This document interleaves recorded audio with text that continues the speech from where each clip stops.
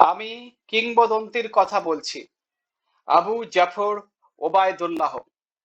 কবি পরিচিতি: আবু জাফর ওবায়দুল্লাহ বরিশাল জেলার বাবুগঞ্জ উপজেলার অন্তর্গত বহেরচর ক্ষুদ্রকাটি গ্রামে 1934 খ্রিস্টাব্দের 8ই ফেব্রুয়ারি জন্মগ্রহণ করেন।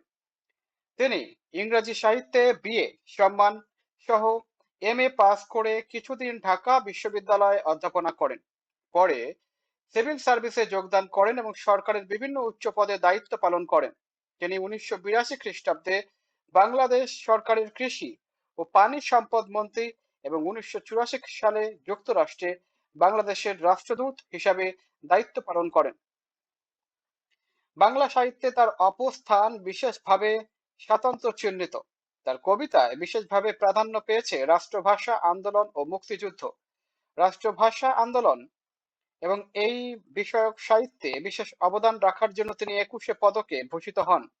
বাংলা সাহিত্যে অবদানের জন্য তাকে 1979 খ্রিস্টাব্দে বাংলা একাডেমি পুরস্কার প্রদান করা হয়। আবু জাফর ওবায়দুল্লাহের উল্লেখযোগ্য কাব্যগ্রন্থগুলো হলো সাতনরিহার, কখনো রং কখনো সুর, কমলের চোখ, আমি কিংবদন্তির কথা বলছি, বৃষ্টি ও সাহসী, পুরুষের জন্য প্রার্থনা, আমার সময় প্রভৃতি। এছাড়া ইংরেজি ভাষায়ও তার একাধিক গ্রন্থ প্রকাশিত হয়েছে।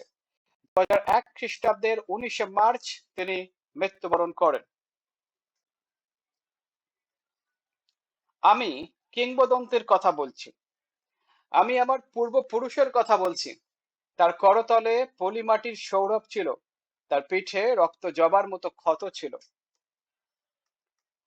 তিনি অতিক্রান্ত পাহাড়ের কথা বলতেন, অরণ্য সাপদের কথা বলতেন, পতিত জমি আবাদের কথা বলতেন। তিনি কবি এবং কবিতার কথা বলতেন।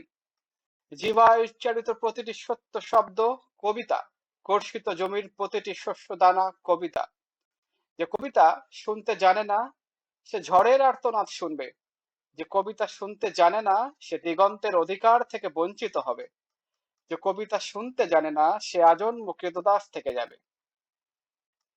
আমি উচ্চারিত সত্যের মতো স্বপ্নের কথা বলছি, উনুনের আগুনে আলোকিত একটি উজ্জ্বল জানালার কথা বলছি। আমি আমার মায়ের কথা বলছি। তিনি বলতেন, প্রবহমান নদী যে সাঁতার জানে না তাকেও ভাসিয়ে রাখে। যে কবিতা শুনতে জানে না সে নদীতে ভাসতে পারে না। যে কবিতা শুনতে জানে না সে মাছের সঙ্গে খেলা করতে পারে না। যে কবিতা শুনতে জানে না সে মায়ের কোলে শুয়ে গল্প শুনতে পারে না। আমি কিংবদন্তির কথা বলছি। আমি আমার পূর্বপুরুষের কথা বলছি। আমি বিচলিত স্নেহের কথা বলছি, গর্ভবতী বোনের মৃত্যুর কথা বলছি। আমি আমার ভালোবাসার কথা বলছি। ভালোবাসা দিলে মা মরে যায়, যুদ্ধ আসে ভালোবেসে, মায়ের ছেলেরা চলে যায়। আমি আমার ভাইয়ের কথা বলছি। যে কবিতা শুনতে জানে না সে সন্তানের জন্য মরতে পারে না। যে কবিতা শুনতে জানে না সে ভালোবেসে যুদ্ধে যেতে পারে না। যে কবিতা শুনতে জানে না সে সূর্যকে হৃৎপিণ্ডে ধরে রাখতে পারে না। আমি কিংবদন্তির কথা বলছি। আমি আমার পূর্বপুরুষের কথা বলছি। তার পিঠে রক্ত জবার মতো ক্ষত ছিল, কারণ তিনি ক্রীতদাস ছিলেন। যে কর্ষণ করে শস্যের সম্ভার তাকে সমৃদ্ধ করবে। যে মৎস্য লালন করে প্রবহমান নদী তাকে পুরস্কৃত করবে। যে গাভীর পরিচর্যা করে জননীর আশীর্বাদ তাকে দীর্ঘায়ু করবে। যে লৌহখণ্ডকে প্রজ্বলিত করে ইস্পাতের তরবারি তাকে সশস্ত্র করবে। দীর্ঘ দেহ পুত্রগণ, আমি তোমাদের বলছি। আমি আমার মায়ের কথা বলছি, বোনের মৃত্যুর কথা বলছি, ভাইয়ের যুদ্ধের কথা বলছি। আমি আমার ভালোবাসার কথা বলছি। আমি কবি এবং কবিতার কথা বলছি। সশস্ত্র সুন্দরের অনিবার্য অভ্যুত্থান কবিতা। সুপুরুষ ভালোবাসার সুকণ্ঠ সঙ্গীত কবিতা। জীবায় উচ্চারিত প্রতিটি মুক্ত শব্দ কবিতা। রক্ত জবার মতো প্রতিরোধের উচ্চারণ কবিতা। আমরা কি তার মতো কবিতার কথা বলতে পারবো? আমরা কি তার মতো স্বাধীনতার কথা বলতে পারবো? সংক্ষেপিত। শব্দার্থ ও টিকা। কিংবদন্তি, জনশ্রুতি, লোক পরম্পরায় শ্রুত ও কথিত বিষয় যা একটি জাতির ঐতিহ্যের পরিচয়বাহী। পিঠে রক্ত জবার মতো ক্ষত, মানুষের ওপর অত্যাচারের ইতিহাস তুলে ধরা হয়েছে এখানে। সেই অত্যাচারের আঘাত যে এখনো তাজা রয়েছে তা বোঝাতেই রক্ত জবার প্রসঙ্গ ব্যবহৃত হয়েছে। আরো লক্ষণীয়, আঘাত রয়েছে পিঠে, অর্থাৎ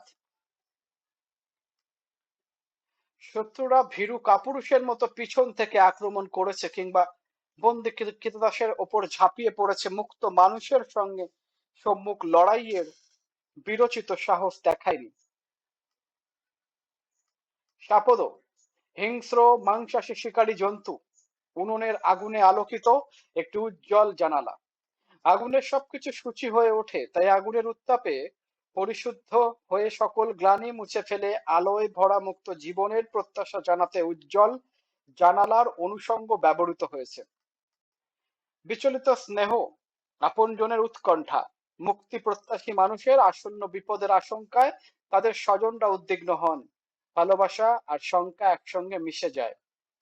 ভালোবাসা দিলে মা মরে যায়। মুক্তি বা স্বাধীনতার প্রয়োজনে কখনো আত্মোৎসর্গ অনিবার্য হয়ে ওঠে। দেশ মাতৃকার মুক্তির জন্য ছেড়ে যেতে হয় মাকে। মা ও পরিবারকে ছাপিয়ে দেশের প্রতি প্রগাঢ় ভালোবাসাকেই এখানে বোঝানো হয়েছে। সূর্যকে হৃৎপিণ্ডে ধরে রাখা, সূর্য সকল শক্তির উৎস, তাই এই সর্বশক্তির আধারকে হৃদয়ে ধারণ করতে পারলে মুক্তি অনিবার্য। কবির মতে এই সামর্থ্য অর্জনের একমাত্র উপায় হলো কবিতা শোনা, কবিতাকে আত্মস্থ করা।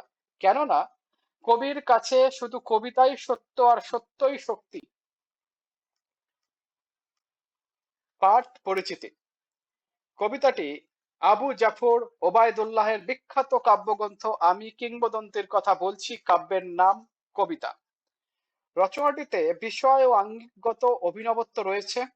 আলোচ্য কবিতাটিতে উচ্চারিত হয়েছে ঐতিহ্য সচেতন শিকড় সন্ধানী মানুষের সর্বাঙ্গীন মুক্তির দৃপ্ত ঘোষণা। প্রকৃতপক্ষে রচনার প্রেক্ষাপটে আছে বাঙালি সংস্কৃতির হাজার বছরের ইতিহাস। এই জাতির সংগ্রাম, বিজয় ও মানবিক উদ্ভাসনের অনিন্দ অনুষঙ্গ সমূহ তিনি এই কবিতায় পৌনঃপুনিকভাবে মানব মুক্তির আকাঙ্ক্ষায় সোচ্চার হয়েছেন। কবির একান্ত প্রত্যাশিত মুক্তির প্রতীক হয়ে উপস্থাপিত হয় একটি বিশেষ শব্দ কবিতা।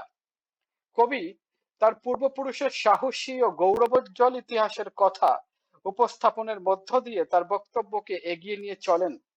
কবির বর্ণিত এই ইতিহাস মাটির কাছাকাছি মানুষের ইতিহাস, বাংলার ভূমিজীবী অনার্য কৃতদাসের লড়াই করে টিকে থাকার ইতিহাস। কবিতা ও সত্যের অভেদ কল্পনার মধ্য দিয়ে কবি নিয়ে আসেন মায়ের কথা, বোনের কথা, ভাইয়ের কথা, পরিবারের কথা।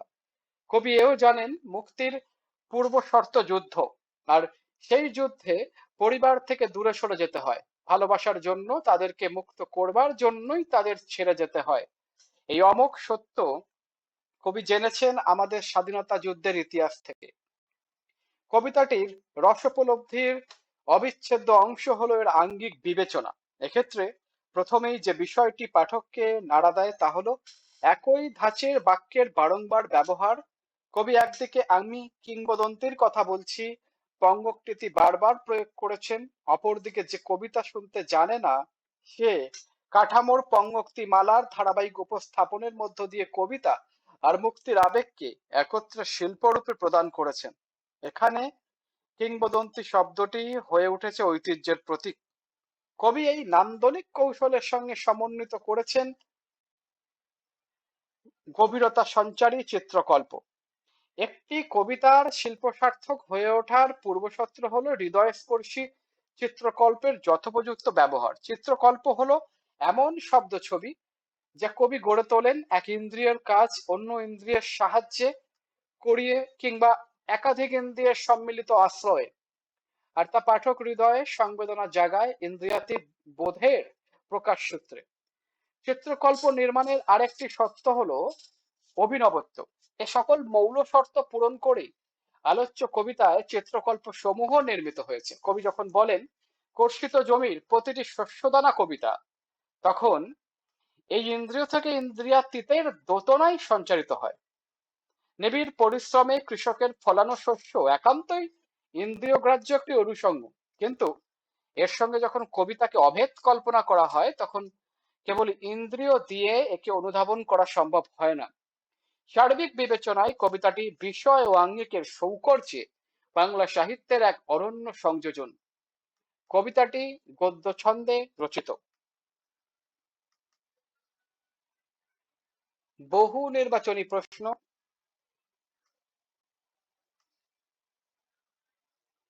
সৃজনশীল প্রশ্ন নিজে করো।